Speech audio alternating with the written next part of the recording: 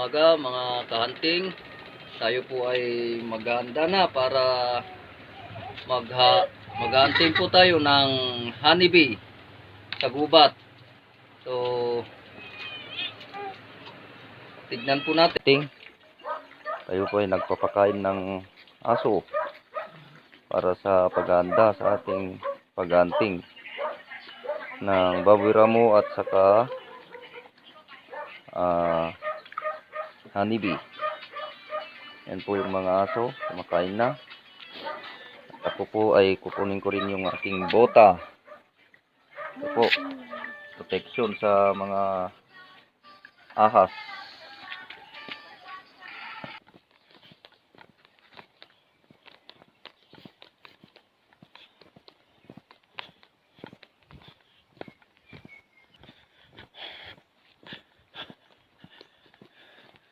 Sana may mahanap tayong honeybee at saka baboy ramo. Kasi mahirap maghuli ng baboy ramo, lalo na pag mag-isa lang. Napakahirap talaga kumuha.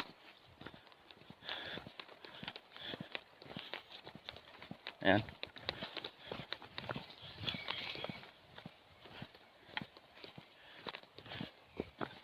Daan. Ayan po mga kahanting, nandito po tayo sa ilog. Ito yung Ikmim River mga kahanting. Tayo po ay nakatawid na dito sa kabila. Papunta dyan sa bundok na yan. Aakyat po tayo dyan. Dyan tayo maghahunting ng honeybee. Yan. Dito po tayo tumawid. Itong ilog na to ay naghahunting din kami ng mga isda dito paggabi. So paakyat na tayo mga kahanting at tayo ay mag-umpisa na maghanap ng honeybee at saka yung mga aso natin mga kahanting ay sila rin yung maghanap o mag-amoy ng baboy ramo. Ayan na kahanting. Dito nakakagitna na po tayo. Wala pa tayong nahanap o nakikita na honeybee. Dito po sa gubat. Tayo po ay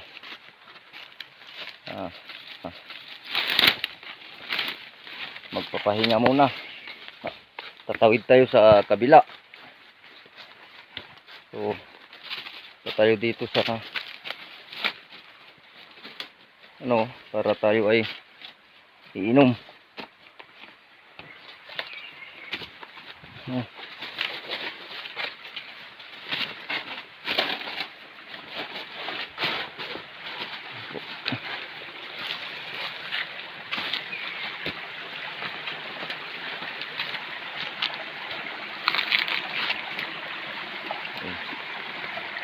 Hinto tayo ng tubig.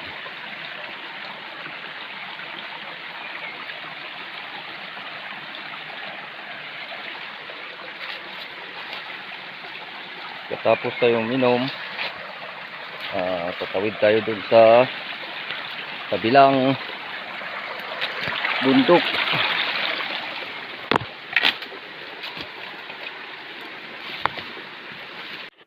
Ito na mga kahanting, may nakita nating isa at may nakita nating honeybee. Ayun po, yan. Yun po sa pasensya na po kasi medyo malabo. Cellphone lang yung gamit ko. Kaya yun. Ay bahay po ng honeybee. Yun po. Yun. Tapos titignan natin yung ibaba ng puno kung may senyales. Yun. So lalapitan po natin. Ayun. Kung may senyales, ibig sabihin may ari na. Meron nang may ari na una. Ayun. Yan po natin. Ito po yung puno niya. Ayan. Wala po. Wala pong sinyales. So, para lalagyan po natin ng sinyales para masasabing sa atin yung honeybee. So, ito. Lagyan po natin ng sinyales ngayon. Ayan. So, kuha po tayo ng bulo para may pang sinyal po tayo po.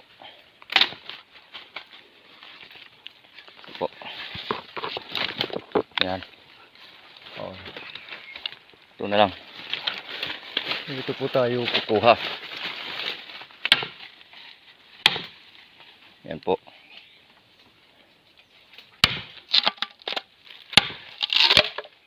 Ayan. So, ito po ay ilalagay natin sa puno. Ito po. Ayan.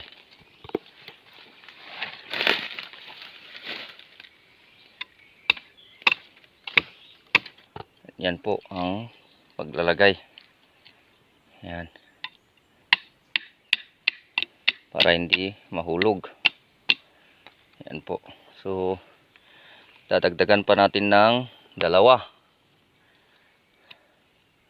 Dito po, isa. Yan.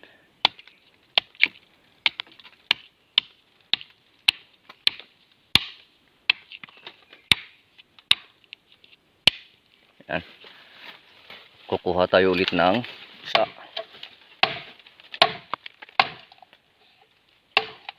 So, nalagyan na natin. At lalagyan din ito ng isa. Ito. Yan.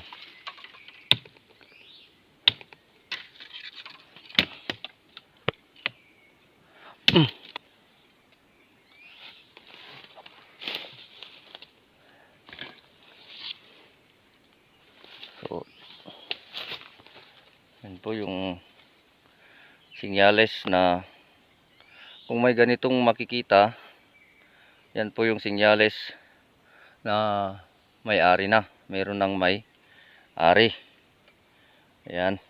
So, pagpatuloy po natin yung paghanap. Doon po ito po yung puno niya, papunta doon sa taas.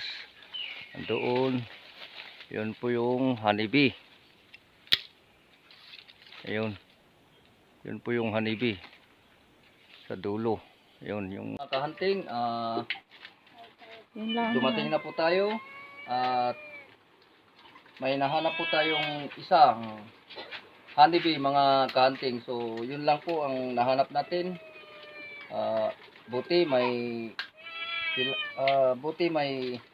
nahanap po tayong isa. Saka na lang natin kukunin yun pag timing ng maraming honey.